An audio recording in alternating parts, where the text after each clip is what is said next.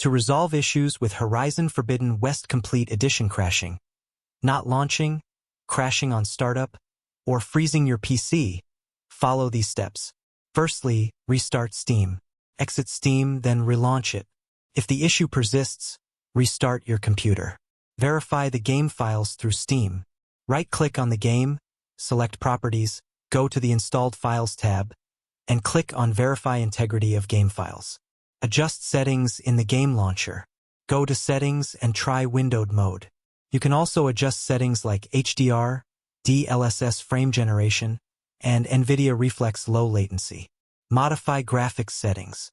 Lower the preset from very high to high or medium and apply the changes.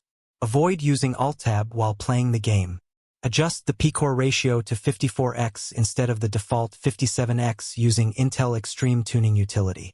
Launch the game with a controller connected. Connect the controller before launching the game. Enable or disable Steam input. Right-click on the game, select Properties, go to the Controller tab, and adjust Steam input settings. Connect the controller via a wired connection using a USB cable. Perform a clean installation of your graphics driver. Download the driver from the manufacturer's website, select Custom Installation, and perform a clean installation. Disconnect external devices from your computer and close unnecessary applications and services. Disable Steam Overlay. Right-click on the game, select Properties, and disable the Steam Overlay while in-game. Run the game as an administrator from the game's installation folder. Try launching the game with DirectX 11 or DirectX 12 in launch options. Run the game on a dedicated graphics card.